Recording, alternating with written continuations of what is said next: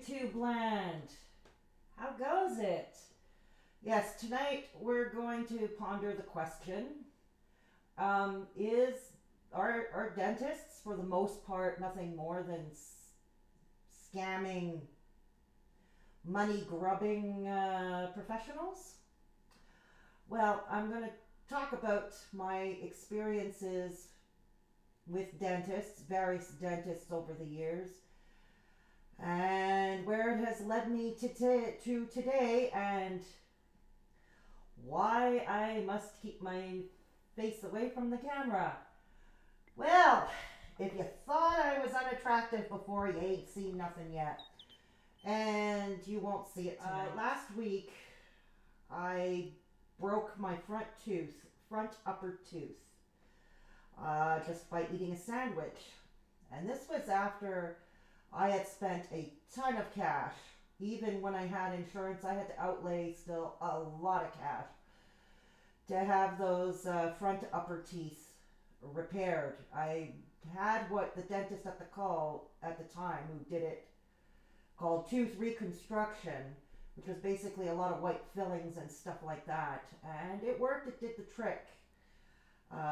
Repaired cracks and fissures and stuff like that. And it was supposed to hold for a very long time. And this was in 2013. 2018, 5 years later. 5 years seems to be the magic number for things to last, or the shelf life of a lot of things. Computers, dentures, and tooth reconstructions. Go figure! Anyways, yeah. I thought also, I was thinking about doing a video about this anyway.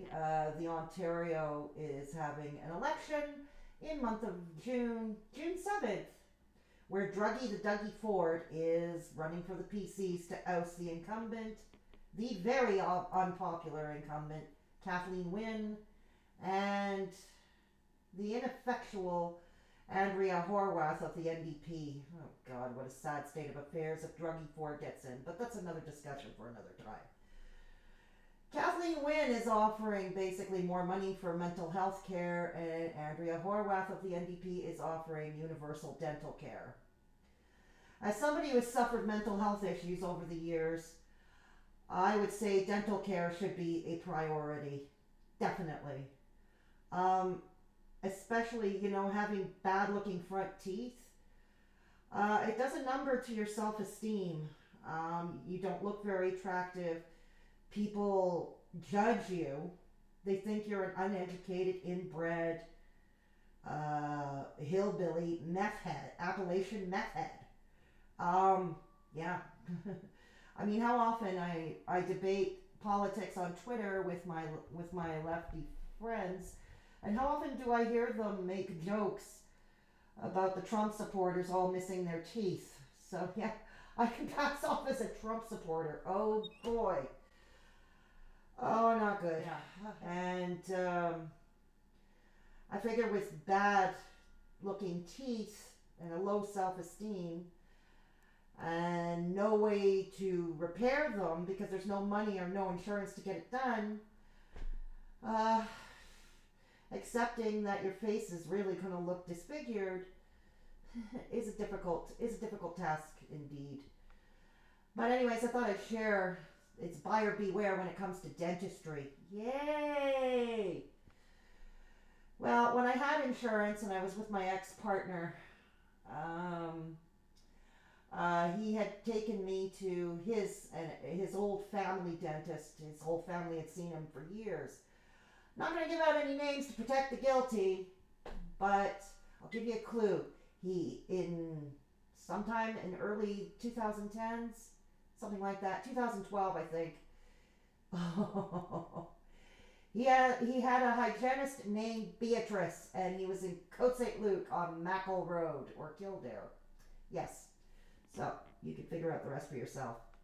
And I think one would know who he is. Oh, he was special, kids.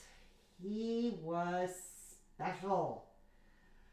The first time I went, I noticed there was nobody in the waiting room. No patients whatsoever. And in the entire hour or so I was waiting in there, there were no patients. So that's a telltale sign. Does he really know what he's doing? How is he supporting himself? How does he finance his business? After all, a dental office is big business. All the expensive machinery and such, heavy overhead. The receptionist had said he was busy with a patient. But, get this, kids, the patient was one of his dental assistants or dental hygienists. It was somebody who worked there. I believe her name was Beatrice. So, no, it wasn't a patient from outside like myself. What had happened was I had yet another abscess, which, since tooth abscesses have plagued me since the age of 14. I know exactly what they are, and usually it means extraction. So anyways, indeed, I did have an infection, and I requested a prescription for antibiotics, and that I'm allergic to penicillin. The usual thing for the abscesses that I've been given all this time is clindamycin 300 milligrams. It always works. It always clears the infection fairly quickly, with not too many side effects. He did not write me a prescription. Refused to write me a prescription. Said he had a sample of antibiotics. So he comes out with a handful of these little envelopes, these little sachets of antibiotic pills. And about half of them were like a month away from expiration. And one of them, I think, was just days or a week within expiration. Needless to say, I was really not impressed. I was actually horrified. Anyways, I had gone back to him for the extraction, which was even less impressive.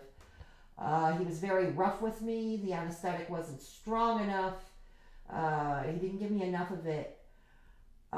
So, yeah, I was feeling it all the way through. And he left shards of tooth in my mouth. I remember feeling the shards with my tongue. And most of all, get this, he refused to prescribe painkillers. Not even Empracet 30 or Tylenol with codeine. Nothing. Never have I had an extraction where there was no painkillers prescribed. He said I didn't need them. The red flag went up between that and the fistful of sachets of near expired antibiotics the week before. I started to suspect that he was not allowed to write prescriptions, or his prescription writing privileges were suspended. I had tried to research this in Quebec. Is this even legal? Pretty much gray matter, but the bottom line I do believe is that if you're still practicing and you have no prescription writing capacities or privileges, you're supposed to hire someone who can. And of course this was not the case.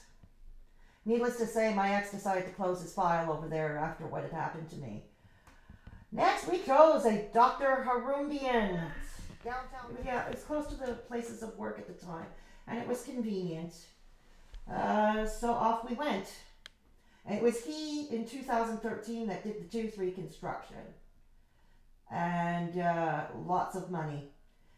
And it was he who also fitted me for a denture, at least for my upper teeth anyway, because most of them were missing in the back. I have no molars left. And he filled a lot of cavities. Let's go to that first. He had filled some cavities in for my ex-partner, which was unusual because my ex was one of those lucky people who never really ever had serious dental issues, never an extraction, rarely had cavities, if at all, during his childhood and his adulthood. Very rarely. I guess that's why he didn't see how bad the previous dentist in Côte St. Luc was, because he never had the serious issues that I did. But anyway, so with Dr. Harumbian, he would make very bad jokes as he would work. His hygienists were very nice and very competent, but him, no, not so much. And so anyways, when he was filling cavities for my ex and myself, we were both in severe pain for 2 weeks. And I still wonder to this day, and it's never been answered, how was it that both my ex, who had never had serious dental issues in his entire life, and myself both were in pain for 2 weeks after having some cavities filled. A total mystery. Next, what happened was bottom back molar, as he was filling it, something went wrong. I felt a noise. I heard a noise that shouldn't have. And then he had told me that I had a cavity in my nerve. And so something tells me he fucked up. Okay, because if the cavity was down to the nerve ending, that should have been picked up by the x-rays, both that were taken during my initial checkup with him. Needless to say, I ended up losing that tooth a few years later because of severe nerve pain to the point where I could not speak. I was prescribed Dilaudid, and that's how bad it was, and it wasn't even effective. When it came time to fit my dentures, I had to go for 4 different fittings, and the dentures never felt right in my mouth. Either too loose, too tight, definitely uncomfortable each time. Near the end, we practically gave up. It was the best fit we were going to get because Harundian said there was no such thing as a denture that fits properly, that it was never going to happen, just do the best. Since I was new to this, what choice did I have but to believe him? I don't know. Comment below in the box if there are any denture-wearing viewers. Maybe you can tell me if your dentures are comfortable and they fit just right.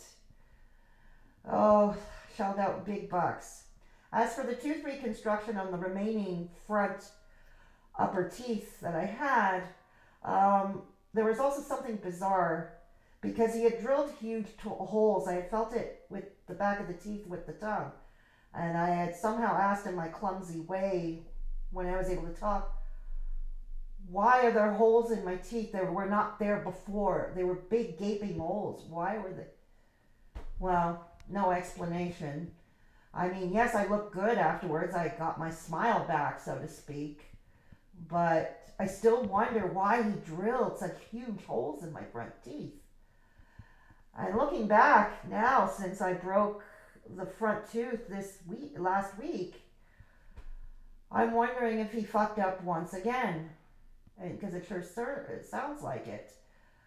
My other concern is that the remaining front teeth, the other 4, are they not far behind to break on me at any given time?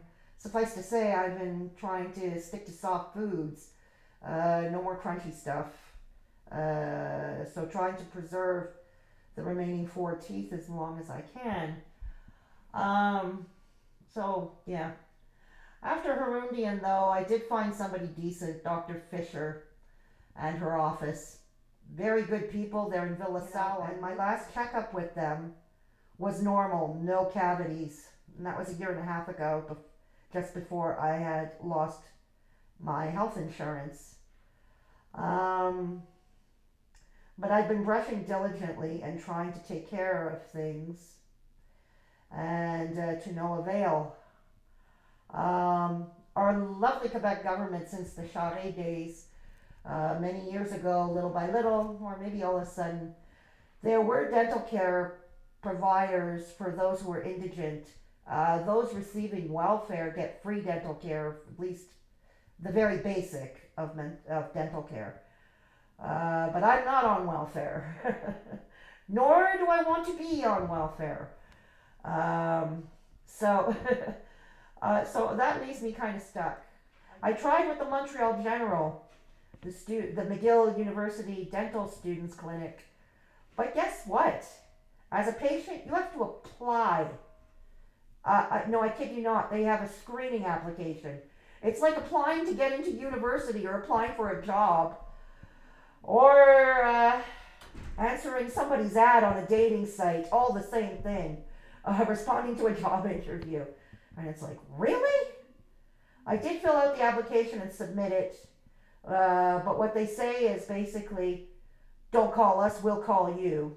In their words, we only call you if you're selected as a patient. So I had to wait a long time, and to be perfectly honest, they don't charge much less than your average dental office in Montreal. Yay! So, I wonder what the hoopla is. CHUM, Université de Montréal's dental program. They're not taking patients at this time. And I had put myself on the waiting list for the very least a checkup at the John Abbott College Hygienist School, which is supervised by dentists and licensed hygienists. But there's a 2-year waiting list for that, and I put myself on it. But I'm not that much more advanced right now. As mentioned, I'm concerned that the 4 remaining upper teeth may be close to breaking if the job didn't help. Yeah. Oh, and by the way, before the tooth broke, I had to stop using the denture because it's no longer functional. Kept dislodging. And it was dislodging as I was eating, and I almost choked on it. And then I was told later that dentures indeed only have a 5-year shelf life, and they should be changed every 5 years. Again, money grubbing. So, I'm really not sure what to do. I may have to learn to live with a broken front tooth forever, which is not good because I find that I'm even further isolated than I have been. Friends are refusing to go out with me without very good reason, and I know it's because of the tooth. And I had been, and of course, yours truly has been searching for a Mr. Right for herself for over a year. I doubt that's going to happen now. I might be lucky if I get someone with a pulse who's blind. So anyways, back to what I was saying. If dental care were universal, I would be able to go to the dentist. I would be able to get the broken tooth looked after. Maybe not the expensive cosmetic stuff like crowns and caps and bridges, but I would at least get it extracted and have another denture. Yeah. So, and the other thing is, I've had many abscesses, and tooth abscesses can lead to a blood infection.